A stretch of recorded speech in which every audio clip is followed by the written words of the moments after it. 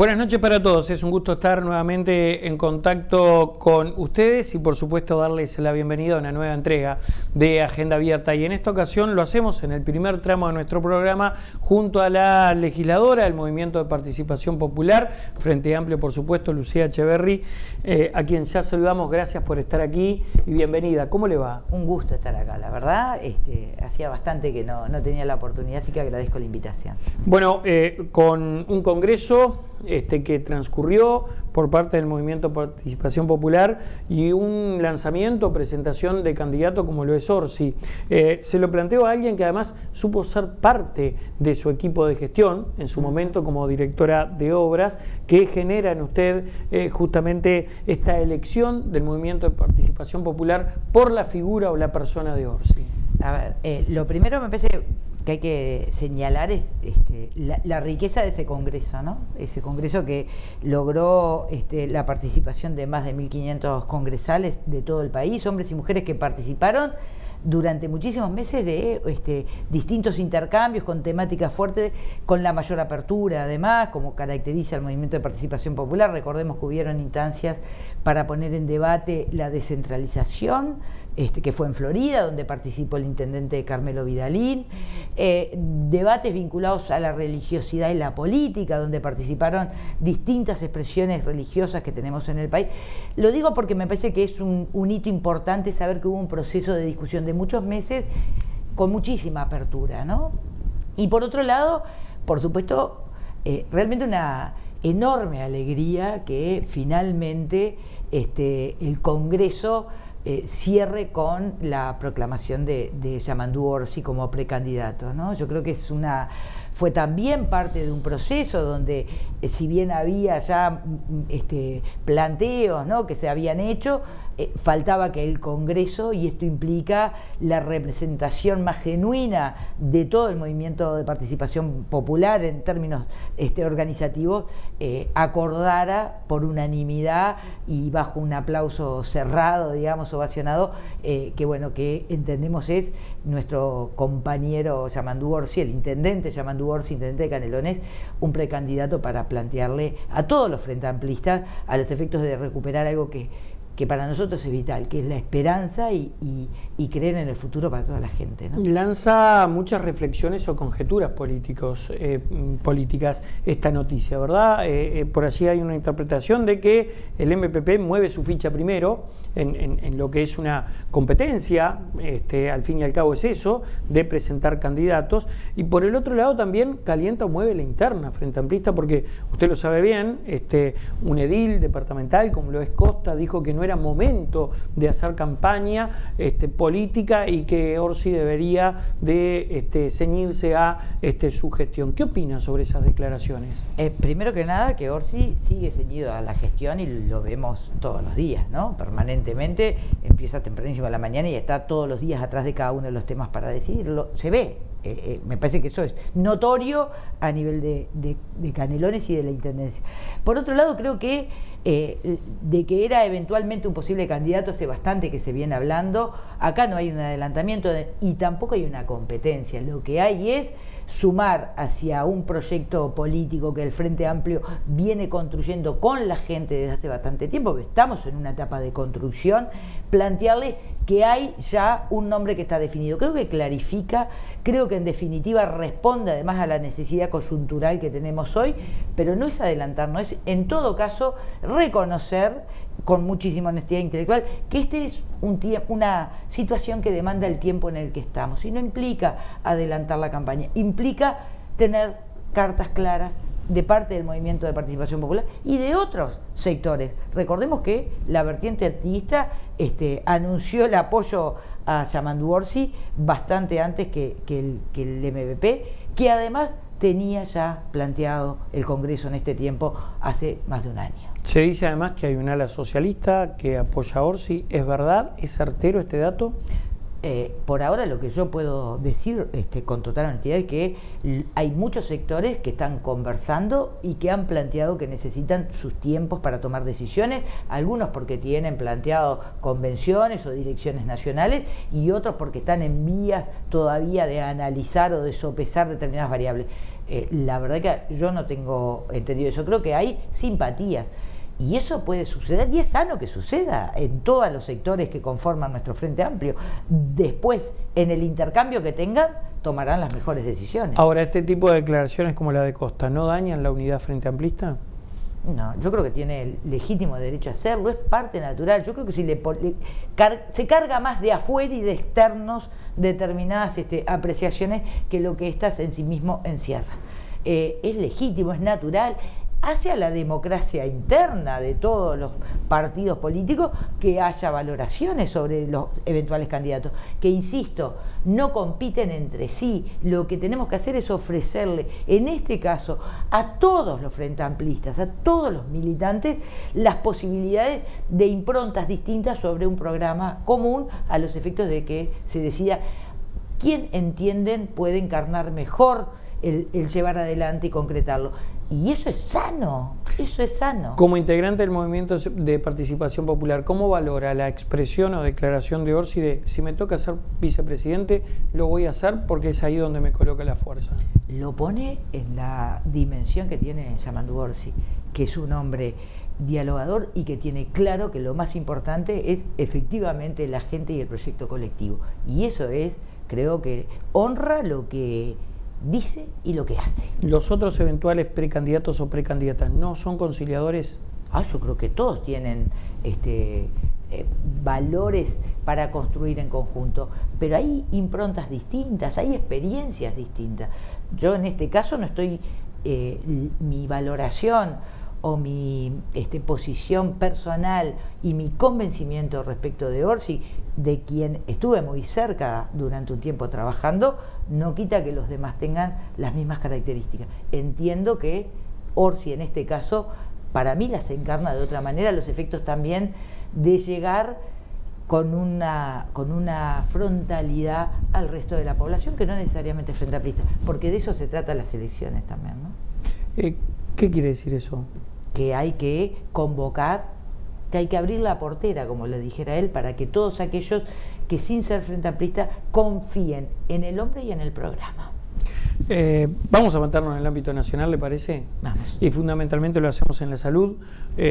Uno considera que hay un punto de inflexión, o por lo menos se pasa raya con la salida de Salinas, ¿no? Además se da en un día clave, 3 años atrás cuando se declaraba la emergencia sanitaria, el advenimiento de la pandemia COVID-19 en nuestro país. ¿Qué valoración realiza usted de la gestión de Salinas y de lo que sucedió en esos 3 años, diputada? ¿Cómo no? Yo creo que tuvo ahí un parteaguas importante entre lo que es obviamente su rol y su gestión durante la pandemia y post-pandemia, por decirlo de alguna manera. Creo que durante la pandemia tuvo aciertos, y uno que he señalado en más de una oportunidad es haber, sin prejuicios, recurrido a la Universidad de la República y a todas las instituciones vinculadas a la ciencia en nuestro país, a los científicos, como fue el Instituto Pasteur, el Clemente Estable. Ahí hubo un acierto muy importante. Creo además que hubo, por supuesto, un acierto en el manejo del Sistema Nacional Integrado de Salud, que fue el que permitió contener y canalizar las recomendaciones que la ciencia y el GACH, ¿verdad?, indicaba. Eso en ese término. Creo que también hubieron errores que los reconoció el propio ministro. El propio ministro, cuando va a la interpelación en el Senado, reconoce que de haber tomado otras medidas, eventualmente hubo un 15%, ¿verdad?, de muertes evitables. Y yo creo que hay que ser muy respetuoso con el dolor de todas esas familias. Creo que pospandemia hubo muchas sombras o muchos grises en su gestión. Uno de ellos fundamentalmente es la desaparición prácticamente o el debilitamiento del Ministerio de Salud Pública como el que tiene que dirigir, marcar la cancha, controlar y establecer todos los correctivos que correspondan desde el punto de vista de la salud pública. Y esto es mutualismo, todas las prestadores privados, todas las instituciones privadas de salud, como también las públicas, sobre todo en el caso de ACE. Creo que ahí, de hecho, la situación terrible crisis que terminó lamentablemente con Casa Galicia, o las problemáticas que hoy está pasando el CASMU, que son públicas, tienen que ver con un dejar hacer de parte del Ministerio. Lo mismo hace la falta de medicamentos, los problemas para acceso a especialistas que son esenciales, que la salud mental tiene que ver con problemas de gestión política, y ahí creo que el Ministerio ha estado omiso o ha dejado hacer, que es peor. Y yo creo que eso también es una responsabilidad del ministro. Vamos por partes, ya vamos a llegar a esto, pero me quedo en esa primera parte que es la pandemia. Recuerdo a usted encabezar un pedido de vacunación para embarazadas, sí, que señor. Finalmente no solo la oposición, el gobierno de coalición, escuchó a la oposición, sino que lo hizo. ¿Lo considera un logro suyo? No, los logros son... De verdad creo que los logros tienen que ver con la pertinencia de lo que uno plantea. Pero fue usted quien encabezó el pedido, ¿o no? En realidad lo que yo hice fue tomar una demanda que venía de los especialistas, una demanda que venía de la gente que está en la primera línea, que en ese caso eran las clínicas, las cátedras de ginecología del Hospital Pereira Dosel, particularmente el doctor Brioso, ¿verdad? Había hecho un planteo muy claro, porque recordemos que en el primer momento de la pandemia no estaba claro y no había evidencia de que hubiera una relación directa entre las muertes materno-fetales y el COVID, lo cual después se va cambiando, la evidencia tanto internacional como nacional empieza a mostrar eso, y se necesitaba que hubiera urgente medidas concretas, focalizadas para ese sector de población.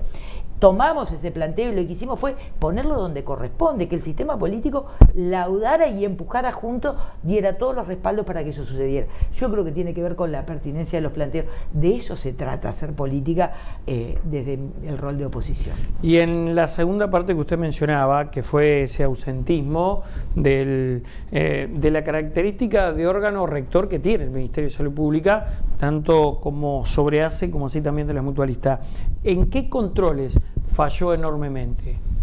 Yo creo que no ha controlado desde el punto de vista del funcionamiento, en los aspectos económicos financieros, en lo que tiene que ver con la organización de los recursos humanos, lo que tiene que ver con lo que es vital para la gente, que si va a sacar número para un especialista, lo tenga en los tiempos más cercanos posible, no dentro de 3 meses. ¿Pero esto no tiene que ver también, Echeverry, con la pandemia, con las consecuencias de la pandemia? No estamos hablando de la pandemia, estamos hablando de la pospandemia. Porque hay que tener en claro que durante la pandemia hubo un contingente especial de recursos, de dinero, y ese contingente especial desapareció con la pandemia. Cuando acaba la crisis sanitaria, usted lo sabe mejor que yo, se van esos recursos, ¿no? El fondo COVID termina cuando... Sí, bueno, pero usted habla de especialistas. A mí me consta, porque me lo han dicho directores de hospitales, antes había muchos más especialistas y ahora ya no los hay. Sí, pero ahí tenemos dos situaciones. Acá también es verdad que buena parte, por lo menos del sector privado, siguió recibiendo todos los aportes de las cápitas, que sostienen en algunos casos más del 90% de los presupuestos de cada una de las instituciones privadas, de las mutualistas, que durante la pandemia, efectivamente, como tú lo decís, disminuyeron muchísimos de los servicios. Por lo tanto, ahí hay recursos que siguieron siendo transferidos desde el Ministerio de Salud Pública para servicios que no se completaban. Por lo tanto, desde el punto de vista de la ecuación financiera, no hay allí nada que explique los problemas que se tienen hoy. ¿Por qué hoy una persona va a solicitar hora para el oculista y en vez de tenerla a los 30 días le dan a 90 días? Eso no lo explica esa situación. ¿Por qué alguien va a pedir hora para el psiquiatra y tiene a veces 60 días de espera? Y es solamente para repetir medicación, porque no hay posibilidades de iniciar un proceso terapéutico. ¿Por qué no se está corroborando que efectivamente todas las instituciones, ya sean del sector privado o del sector público, no estén encaminándose y orientando sus recursos y decisiones de gestión para la implementación de la ley de salud mental? Eso no se explica. Al contrario, debería ser la prioridad. Eso no está sucediendo. No está sucediendo hoy que se controle frente a los problemas de falta de medicamentos. En lo público, que es angustiante, realmente, a nivel de ACE, pero también en los privados. ¿Se ha planteado esto desde, digo con rigor parlamentario, ¿no? Desde la Comisión de Salud, Echeverry? Desde octubre del 2021 venimos haciendo los planteos. ¿Y qué respuestas hay? Tenemos 6, 7 explicaciones distintas. Podemos elegir en qué momento cuál. Lo cierto es que hoy los usuarios, los pacientes, van a la policlínica de Toledo y el medicamento no está. Vaya a Suárez, pagándose el boleto, va a la policlínica de Suárez, el medicamento no está. Vaya al centro auxiliar de Pando, viene al centro auxiliar de Pando, el medicamento no está, pagándose sus boletos. Vamos al Instituto de Reumatología, gente, hombres y mujeres, cuya patología, enfermedad requiere por lo menos 4 o 5 medicamentos, ¿no? En tratamientos de patologías crónicas. ¿Y sabe qué? Tuve prácticamente 40 minutos solamente observando. Hay una persona, funcionaria del instituto, que recibe a los pacientes y le dice: muéstreme la receta para que no tenga que esperar. Entonces le dice: este sí, este no, este no, este no. Y la gente se sienta a esperar 1 hora o un poco más para retirar 3 medicamentos que a lo mejor, mientras espera, quien pasó antes le retira y no tiene. Y son medicamentos costosos. Entonces, además del boleto, se va sin el medicamento. Y pasa en todo el país. Hace muy poco tiempo tuvieron usuarios de Santa Lucía, tuvieron usuarios de Durazno, usuarios que llevaron notas de Flores, del Chuy, de Mercedes, de Salto. Está pasando. Ahora tenemos, primero era un problema en la distribución, recuerden ustedes que además se generó un conflicto porque el doctor Cipriani decía: vamos a tener que privatizar. Aclaró que no era privatizar, sino tercerizar. Después resulta que como los problemas seguían, dijeron: bueno, tiene que ver con el laboratorio que se incendió, el fármaco uruguayo, que fue a finales del 2021 y los problemas ya venían. Después era un tema con las formas de comprar, que ya no se compraba centralizado, sino que se iba a comprar por cada unidad ejecutora. Después resulta que el problema eran otros laboratorios, resulta que ahora es el software.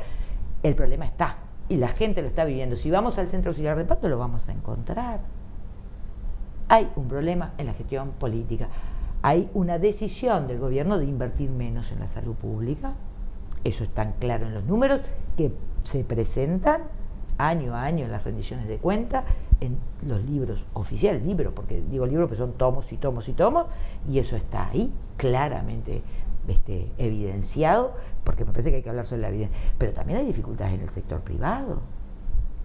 La hubo en Casa de Galicia, que ya dijimos cómo terminó, lamentablemente. Pero hoy también tenemos una institución de muchísimo prestigio, más de 80 años, que es el campo, que tiene su problema. Tú vas y los usuarios se comunican con ustedes, los pacientes, para decir: tengo un tratamiento que iniciar el lunes, hace 3 días que voy y el medicamento no está. Son medicamentos básicos, esenciales. ¿Qué sabe Echeverri sobre compras al Círculo Católico, donde ahí hay, bueno, por lo menos trascendidos en que hubo cierto favoritismo? ¿Esto es cierto? Lo cierto está porque está en las respuestas a los pedidos de informes que se han hecho. El senador Carrera solicitó puntualmente todos los servicios, qué tipo de servicios estaba contratando hacia el Círculo Católico. Información que se dio parcial, lamentablemente, y que hubo que recurrir a la justicia, porque eso también está pasando, ¿no? Acceder a la información y a la información de calidad, que es importantísima para cumplir con mucha responsabilidad y seriedad con nuestro rol de oposición, cuesta, lleva muchísimo tiempo y a veces es difícil de conseguirlo. Lo cierto es que el senador Carrera, en este tema puntual del Círculo Católico, accedió a la información a través de la justicia, y lo que muestra es que ha habido un crecimiento enorme, prácticamente en muy pocos meses. Los servicios que le contrata al Círculo Católico, incluso en el ex sanatorio que era de Casa de Galicia, ¿verdad? Estamos hablando de camas de CTI, de camas de cuidados moderados o de atención en la puerta de emergencia, lleva ya una facturación, es decir, pago para hacer en el entorno de los $6 millones, casi que el 50% de lo que fue la oferta por el remate de Círculo Católico hacia esa infraestructura hospitalaria, lo cual, bueno, hay que corroborar. ¿Pero son servicios que exclusivamente cuenta o tiene el Círculo Católico, o también se puede adquirir en otras mutualistas? No, por supuesto. ¿Cuál es la razón que dice según ACE, mejor dicho, contrata los servicios en el Círculo Católico y no sé, por decir algo, en cualquier otra mutualista? No, ACE contrata históricamente muchos servicios. Y está bien que así sea, 1,5 millones de usuarios, sí. Y hay servicios que no tiene, o si tiene un CTI cubierto, está bien. Para eso el Sistema Nacional Integrado de Salud lo prevé. convenios de complementación en el sentido de servicios que tiene ACE, ¿no? Laboratorio, imaginemos, en algún departamento del interior, no sé, se los brinda al privado y el privado le garantiza los servicios que ACE no pueda tener. Imaginemos diálisis, alguna cosa. Está muy bien. El tema es cuando no hay un fundamento de complementación y se siguen comprando servicios. ¿Por qué te digo esto? Porque la semana pasada había camas de CTI disponibles tanto en el Hospital Español como en el Maciel y sin embargo había camas en el sector privado que ACE está pagando de pacientes, de usuarios de ACE. Entonces esas son las cosas que hay que corroborar.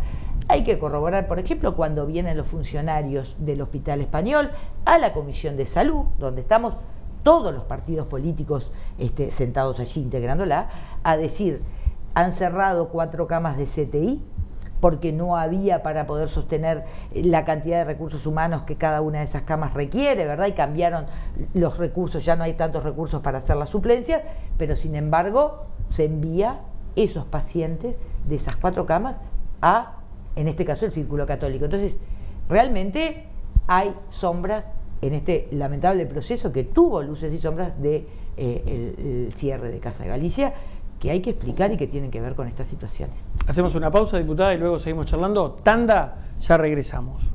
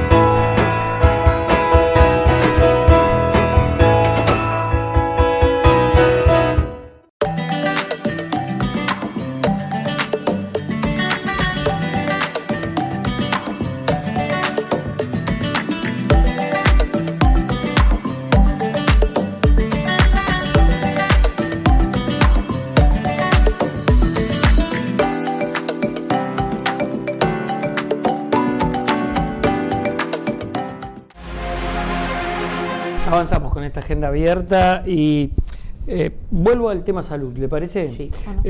Rendición de cuentas, bueno, una costumbre que adoptó el presidente de nuestro país. Cada vez que culmina un año, realiza allí un raconto de lo hecho y de lo que va a hacer. Y en este último punto me detengo porque se habló de adicciones y de salud mental. Una salud mental que uno considera el Frente Amplio también está en el debe, ¿no? Porque lo prometió, fue argumento de campaña en algún momento cerrar las colonias, por ejemplo, y allí están las colonias saturadas, mejorar el Vilar de Bo, y así está el Vilar de Bo bastante venido a menos. ¿Qué le parece este anuncio y qué debería ocurrir en nuestro país para verdaderamente mejorar la salud mental? Hoy, seguramente usted lo leyó, es portada en un periódico uruguayo, lo mucho que aumentó el suicidio en nuestro país. Le pido una consideración sobre esto, Echeverri. Sí. Primero que nada, que por supuesto nosotros compartimos y respaldamos la prioridad que planteó el presidente de la República. Lo que también tengo que decir a continuación es que estamos lamentablemente recibiendo en forma continua anuncios que después no se concretan. Yo puedo anunciar este anuncio del presidente, hasta que no estén los recursos, no deja de ser un anuncio. Lamentablemente, en una costumbre ya de anunciar sobre anuncio y que después las cosas no se ejecuten o no se cumplan porque no aparece el recurso económico, el dinero para poder hacerlo realidad. También es verdad que el Frente Amplio quedó en un debe. El Frente Amplio impulsó una ley de salud mental que es perfectible, pero que sin duda es de avanzada y que fue producto de un diálogo muy amplio donde estuvo la Sociedad de Psiquiatría, estuvo psicología, estuvieron otras disciplinas de la medicina, estuvieron asistentes sociales, porque hay un enfoque multidisciplinario, por supuesto estuvieron los trabajadores, médicos y no médicos, estuvieron los partidos políticos, pero lo cierto es que esa ley no tuvo el proceso de implementación que hubiera sido necesario y quizás hoy eventualmente podríamos estar en otra situación. Lo cierto es que algunas cosas se pudieron reglamentar de esa ley y se avanzaron y otras no, pero está ahí y planteaba justamente el ir avanzando hacia un proceso de cierre de los manicomios, del hospital exclusivo para la salud mental, ¿verdad? Avanzar hacia casas de medio camino, avanzar hacia terapias de distintas características, obviamente generar las condiciones para que todo el país tuviera acceso a equipos multidisciplinarios. De eso estamos lejos, porque los recursos cada vez se recortan más, cada vez hay menos dinero para eso. Vino en el 2020 un recorte importante, por eso yo lo decía, lamentablemente el gobierno decidió no invertir en salud pública, vinculado a salud mental, se le pusieron 600 millones que en el 2021 no se habían ejecutado. En el 2022 tampoco. Entonces seguimos teniendo un debe ahí. De hecho, hay familiares organizados de personas que tienen distintas patologías de salud mental que lo vienen reclamando sistemáticamente. Se encuentran con una traba y un escollo permanente, tanto en las instituciones privadas como en las públicas. Entonces, allí hay un debe. Si no ponemos recursos, no deja de ser un anuncio.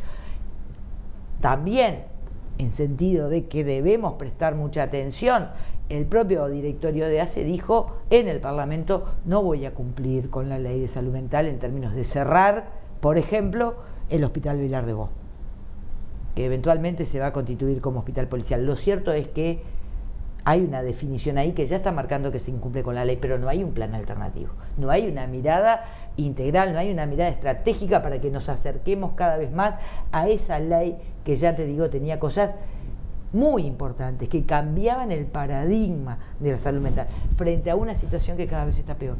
Tú decías lo de los suicidios. Hay un problema enorme, no solamente vinculado a los suicidios en términos generales, sino el crecimiento que ha tenido en población joven, gurises con intentos de autoeliminación. Hay que generar una robustez en el sistema para empezar a registrar, a hacer la trazabilidad, a poder acompañar, a sostener los intentos de autoeliminación a nivel etario, pero también hay sectores específicos de ocupación que han crecido muchísimo. Por ejemplo, la policía. Es urgente eso. Bueno, dos especificaciones sobre el tema y quiero conocer, primero, si desde la oposición ha surgido alguna propuesta para cambiar esta realidad y segundo, bueno, obviamente me interesa su opinión, diputada. La primera, sobre esto último, usted sabe que tenía diálogo con un bombero de 15 años de profesión. ¿Sabe lo que me decía? Nunca, ni por decisión propia, pero mucho menos institucional, tuve una consulta con un psicólogo.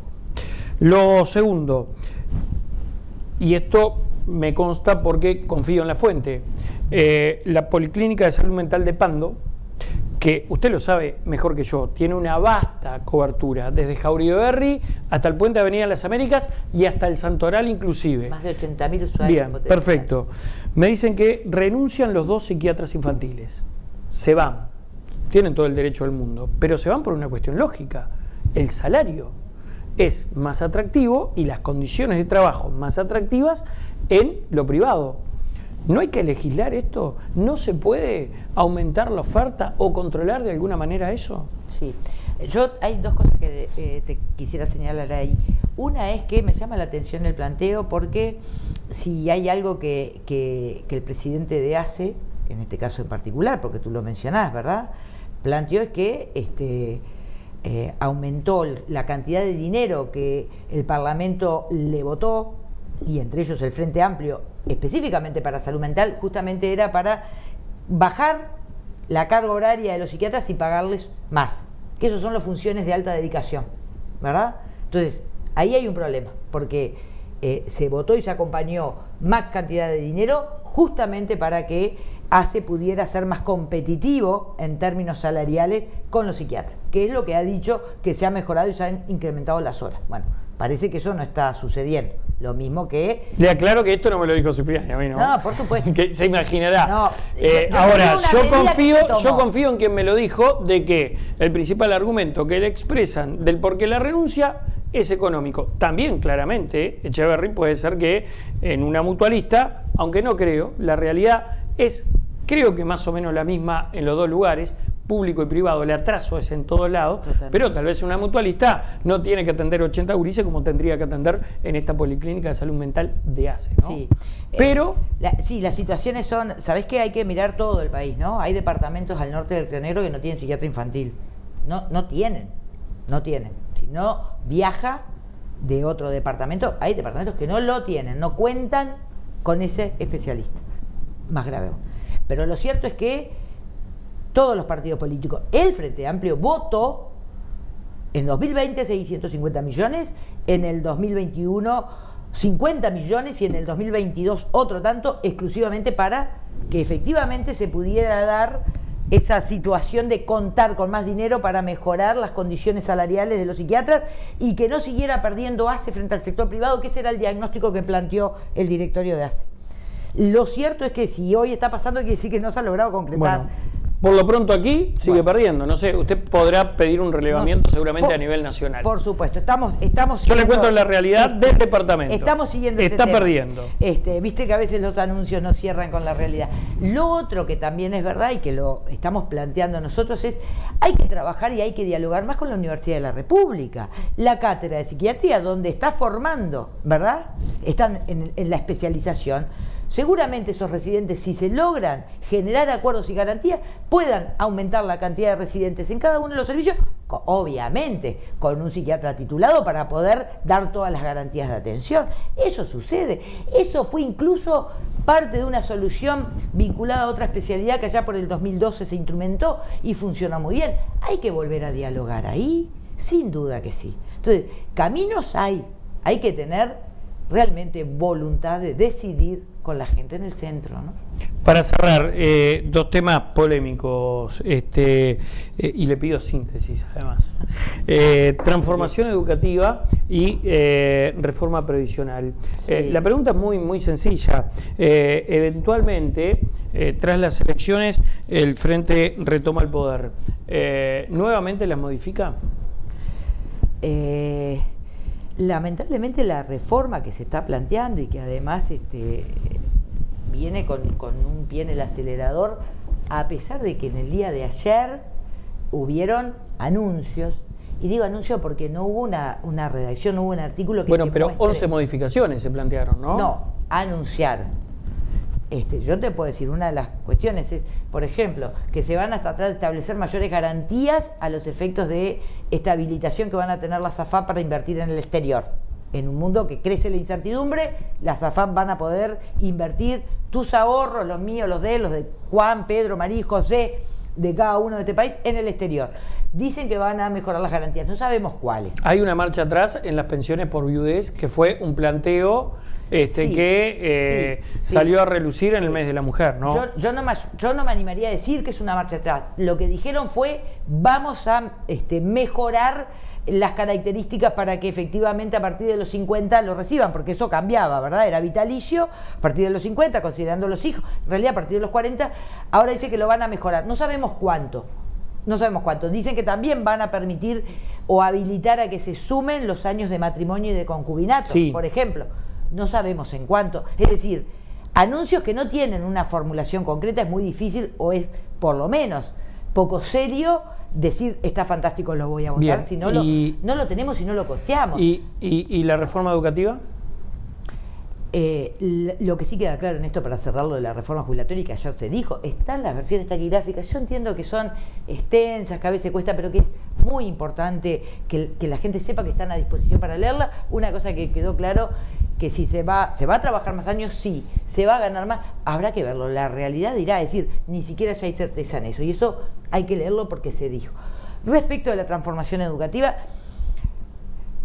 creo que cuando uno habla de transformación educativa se imagina algo que va a cambiar radicalmente, ¿no? Y lo piensa generalmente con un signo positivo. No es lo que está sucediendo. Tenemos muchísimas horas docentes sin asignar, tenemos esta situación de gurises que no tienen las horas, sobre todo vinculadas a la ciencia, que tenían antes. Obviamente se relegó absolutamente todo lo que está vinculado con educación por el arte y en el arte. Hay situaciones complejas de punto de vista del seguimiento de los gurises y del acompañamiento, las situaciones de violencia que se están viviendo, y que hablábamos de salud mental. no tienen refuerzo ahí de equipos multidisciplinarios. Efectivamente no hay desde el punto de vista de primaria cambio sustantivo. Enseñar por competencia, pero a los docentes se le dieron las herramientas. Yo lo que digo es, está buenísimo los títulos, pero a los títulos hay que ponerle carne y sin diálogo, sin posibilidad de que la comunidad educativa, que no son solamente los profesores, los maestros, también son las familias y la gurizada, es muy difícil llegar a la trama, no se sostiene. Gracias a Echeverri por haber estado aquí. Siempre es un gusto charlar con usted. Para mí también, muchas gracias, un saludo a todos.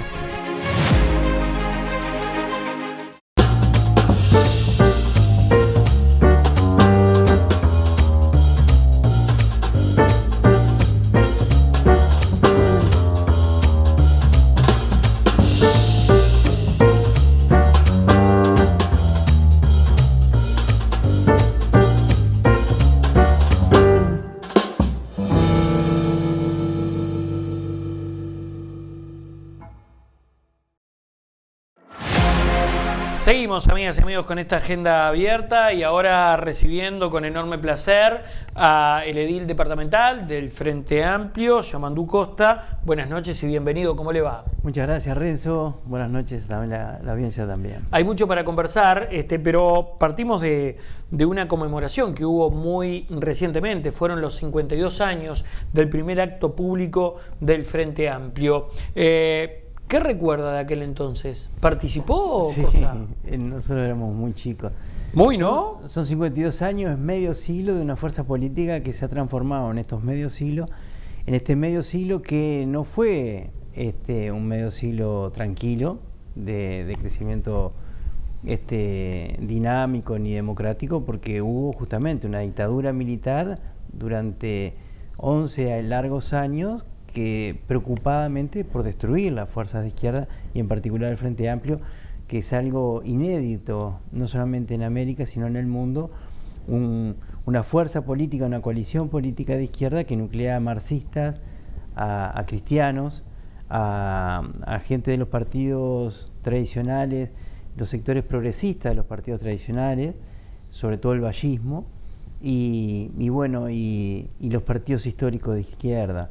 Unas bases programáticas que unieron a esa coalición y que hoy la transformaron en el partido político más grande del país, en donde después de 15 años de gobierno sigue siendo el partido político más grande del país. Y bueno, fuera de micrófono yo te hacía una anécdota que nos caracteriza. Nosotros nacimos en el 66, o sea que teníamos 5 añitos y poco cuando el acto del 71 en la explanada de la Intendencia de Montevideo. Viajamos de Canelones Chico con otro grupo de vecinos y demás, de Canelones Profundo, y mi madre me dice, preocupada porque me perdiera entre tal multitud.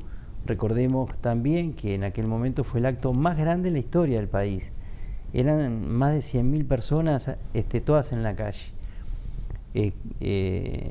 Eso daba un augurio de que se ganaba una multitud que nunca se había congregado en torno a un candidato a la presidencia, que era el general Líber Seregni, que había renunciado a las Fuerzas Armadas justamente por no estar de acuerdo con las medidas prontas de seguridad y el pachecato.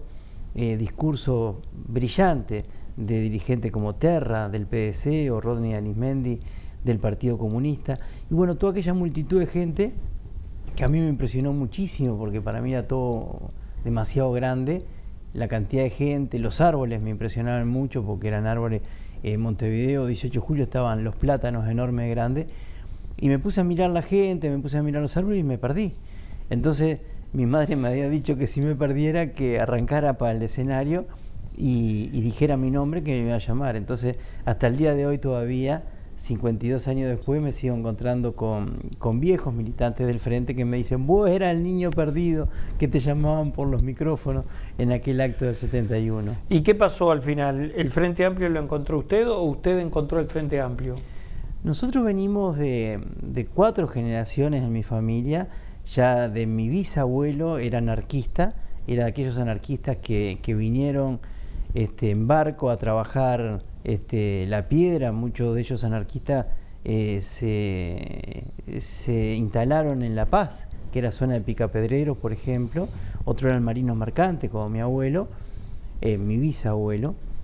Tenía una hija que le puso Rosalía, por Rosa de Luxemburgo, a otro hijo le puso Germinal, a otro Fecundo, a Tata le puso Libertaria, y a mi abuela le puso Lira por el instrumento musical, porque también, aparte, fueron corrientes culturales que nutrieron al Uruguay de fines del siglo XIX, principios del siglo XX. Ya desde ahí, esos anarquistas que nutrieron con sus ideas y sus accionarios políticos, forjaron en el gobierno de Valle una corriente de opinión, una corriente ideológica que era los anarcovallistas, que ayudaron a que el pensamiento vallista y el accionar vallista fuera tan progresista. Y bueno, también luego de lo que ha sido ese periodo del siglo XX en donde el vallismo nos caló muy hondo, lo tenemos en el ADN, yo creo, todos los uruguayos, ese vallismo solidario, ese vallismo de las 8 horas, del voto femenino, de la accesibilidad a la educación, de los derechos para todos y para todas, de la educación. Ese vallismo hace que a mediados del siglo XX los sectores progresistas de los partidos tradicionales, en particular del Partido Colorado, ya empezaron a encontrar que en su partido no tenían razón de ser.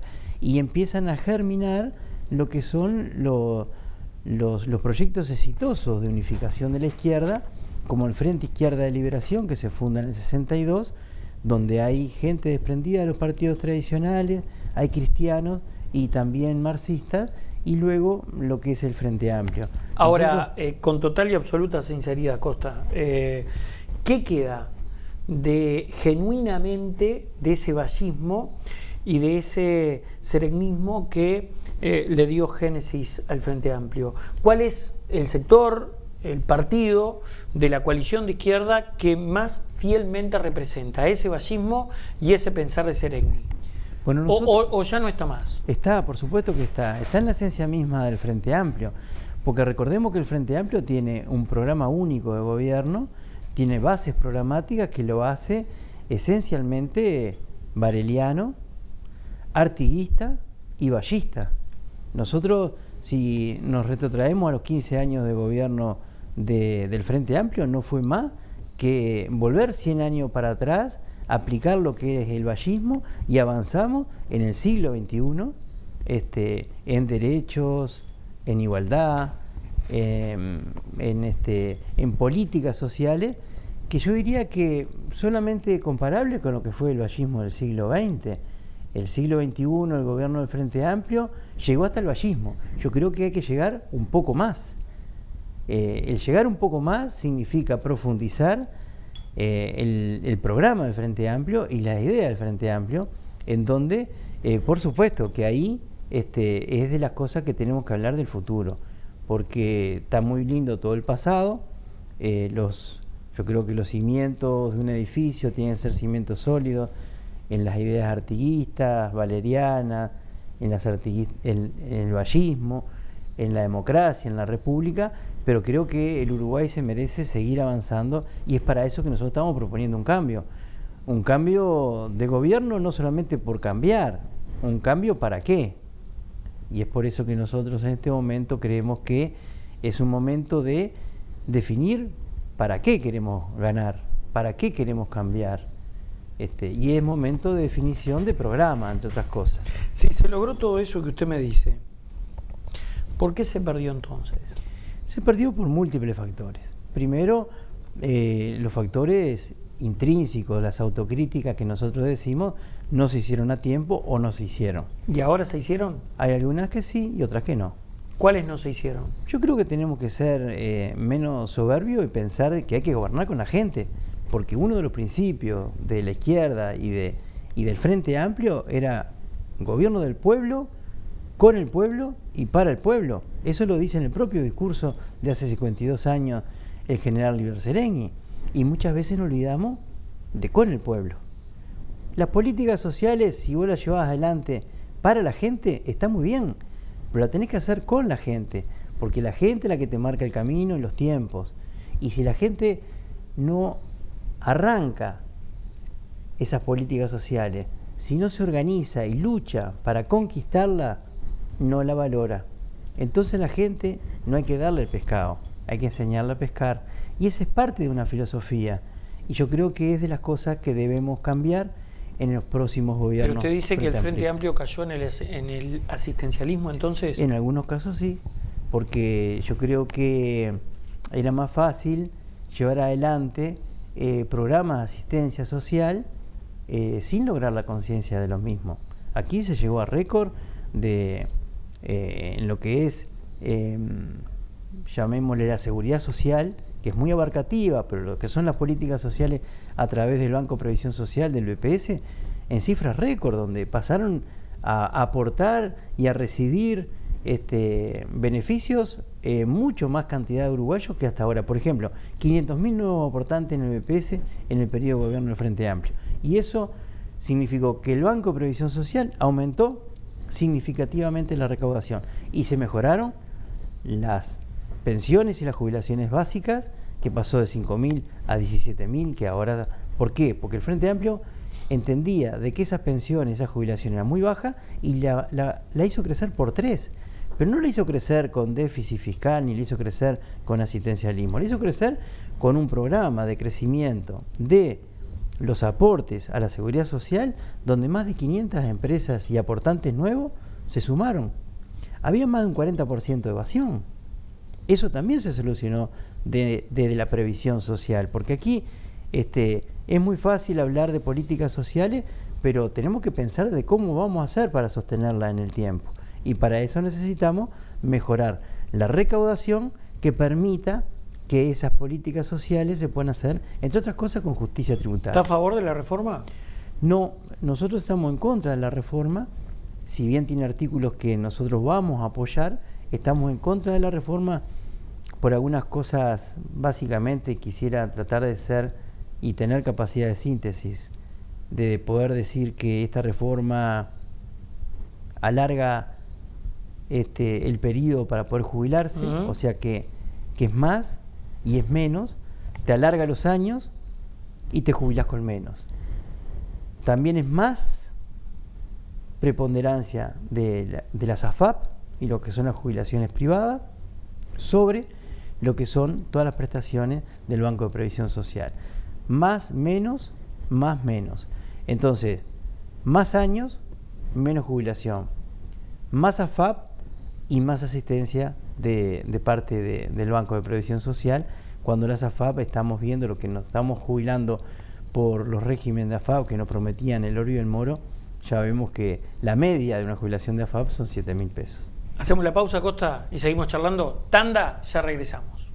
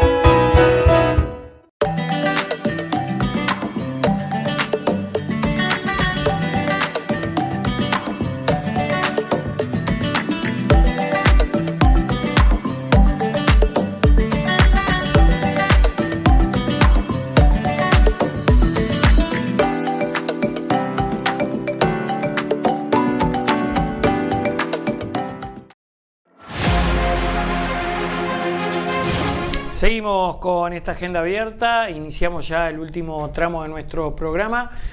Costa, ahí se dice por allí, ¿no?, que el buen político reconoce en el partido opositor, en este caso sería en la coalición de gobierno, las buenas cosas, si es que las hay, y hay que imitarlas.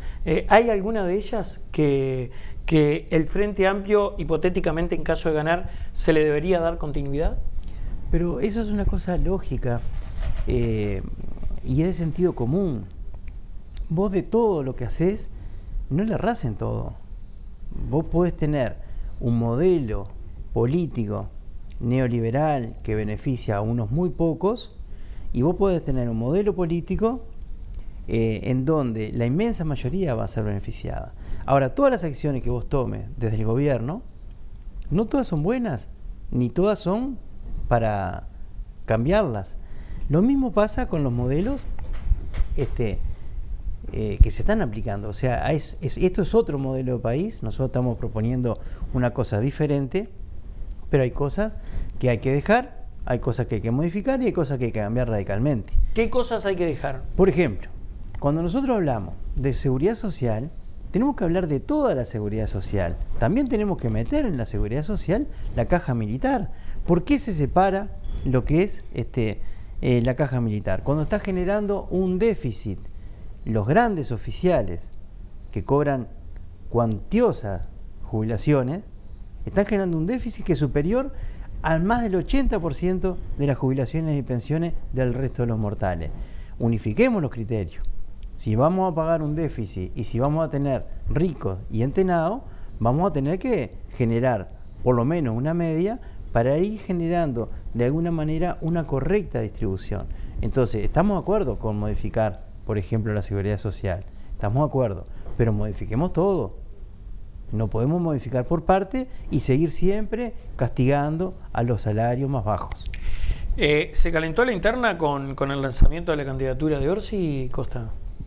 No, yo creo que no. ¿Se prendieron los motores? Yo creo que tanto el compañero Orsi como el MPP están en todo su derecho de comenzar la campaña cuando ellos lo deseen. Lo que algunos no estamos de acuerdo es que en la mitad de un periodo de gobierno se adelanten los tiempos electorales. ¿Y usted considera que se adelantaron? Yo creo que se adelantaron porque nunca había pasado una cosa así. Nosotros tenemos cada 5 años ciclos electorales. Y en el medio de esos 5 años tú tenés que gobernar. Y en particular gobernar Canelones, que es un país adentro del país, no es fácil. Y menos fácil aún gobernar Canelones cuando el signo de gobierno a nivel nacional es diferente. Y cuando el signo de gobierno a nivel nacional, que es de derecha, el signo de gobierno hace recortes, pasa la motosierra y deja de estar en el territorio solucionando los problemas angustiantes de la gente. Entonces ahí el rol de la intendencia tiene que ser un rol más protagónico. La intendencia de Canelones, como fue la intendencia de Tabaré Vázquez en el gobierno de la calle Herrera, decía Tabaré Vázquez que tenía que generar políticas que en el territorio actuaran sobre la falta de la presencia en el territorio de las políticas nacionales. Cuando vos tenés políticas nacionales que se van del territorio y te dejan el campo fértil para la delincuencia, para los problemas de vivienda, para los problemas de alimentación, para los problemas mínimos de convivencia, ahí tiene que la intendencia jugar un rol. Entonces el rol que hoy tenemos en Canelones es un rol aún mucho más activo por la falta de políticas nacionales que atiendan a los más necesitados. Entonces creo que estos 5 años de gobierno, porque Orsi fue electo como intendente de Canelones hasta el 2025, y estamos anunciando una carrera como precandidato 25 meses antes. Yo creo que primero deberíamos preocuparnos y ocuparnos por gobernar Canelones.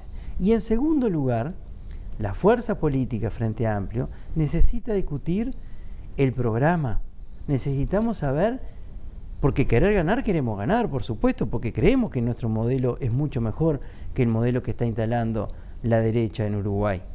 Creemos que nuestro modelo es necesario para poder construir un país mejor. Pero, ¿qué país queremos? Y para eso necesitamos definir el programa. Primero está el programa, porque ganar por ganar no nos sirve.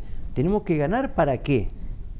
¿Qué cambios tenemos que hacer desde el gobierno uruguayo, a nivel nacional y a nivel departamental, para que, como decía Artigas, llegara a la pública felicidad? En su opinión, ¿cuál es el corazón, la parte medular de ese programa, Costa? El trabajo. Yo creo que el trabajo es un eje transversal que aplica en todos los terrenos. Promover el trabajo, el desarrollo. A través del trabajo uno va generando valores, va generando desarrollo, va generando multiplicidad de otros sectores. Después, ¿Y cómo se promueve? Porque está bien, por allí uno a veces visualiza, toma contacto con encuestas donde le preguntan a la ciudadanía cuál es su principal preocupación, ¿no? Y aflora, ¿no? La economía, hoy en día es la economía. Exacto. La economía viene de la mano con el trabajo, Exacto. no hay otra. Ahora, ¿cómo un gobierno nacional, departamental, genera empleo? Si Bien. no tiene inversores, por ejemplo, ¿no? Claro. Porque aquí, si nosotros vemos el crecimiento del país desde hace 8 años a la fecha, lo único que hubo fue UPM. Después... Sí, pero no es poca cosa. No, pero bueno, no cosa. lo estoy criticando, Claro. estoy diciendo cómo logramos atraer inversión o, bueno, tal vez usted sabe cómo generarlo desde el gobierno, sea nacional o departamental. Sí, nosotros desde el programa del Frente Amplio lo llevamos adelante durante 15 años a nivel nacional y departamental, en donde promovimos la inversión. Sin inversión no hay capacidad de transformación y de generar empleo. Necesitamos, mejorar la ley de inversiones que permitió que el Uruguay creciera tanto en 15 años, pues fueron 15 años, 17 a la fecha, con un crecimiento sostenido, pero vos no podés crecer inclusive cuando en la zona tenés problemas, cuando tenés decrecimiento de las economías locales, tenés crecimiento de la economía uruguaya. ¿Por qué? Porque aquí tenés una base muy sólida que dejó el Frente Amplio en base a ley de inversiones, a promover la inversión, a alcanzar más de 1.400 millones de dólares anuales de promedio de inversión. Mucha de esa inversión es internacional y mucha de esa inversión es nacional. Hemos llegado a cifras récord, inclusive sacando las grandes pasteras, las grandes inversiones en lo que es la pasta de celulosa. Que por algo vinieron. ¿Por qué vinieron a Uruguay? Porque se encontraron con políticas de gobierno que fomentaban la inversión, pero que se encontraron con reglas claras, con un marco jurídico claro. El Frente Amplio gobernó a pesar de agoreros que decían que cuando gobernara la izquierda en Uruguay se iban a ir los capitales y se iban a ir. No, llegaron más, y llegaron en camiones, en aviones y en transatlánticos, porque quintuplicamos la inversión promedio que tenían los gobiernos neoliberales anteriores. Que se ha detenido la inversión, busquemos para promover más inversión. Pero también tenemos que no descartar lo que es la inversión nacional, el trabajo genuino de los uruguayos. El 97% de la matriz productiva del Uruguay son empresas familiares, pequeñas y medianas. Ahí es donde tenemos que poner el énfasis, porque yo creo que eso es un multiplicador del trabajo, del desarrollo y del empleo. Y después está lo otro, que son políticas de poder adquisitivo. Tú, si no tenés un mercado interno fuerte, hay muchas empresas que se mueren de inanición, desaparecen.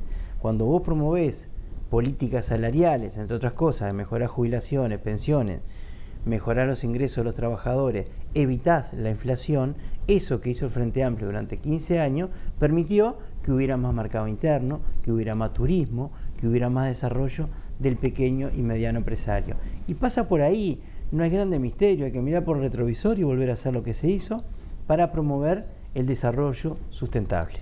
Costa, como siempre ha sido un gusto charlar esta noche con usted. Muchas gracias por haber estado aquí. Gracias, Renzo. Un gran cariño a la audiencia y a todos los que nos están viendo. A ustedes también el agradecimiento por habernos acompañado en una nueva edición de Agenda Abierta. Será hasta la próxima. Chau, que pasen bien.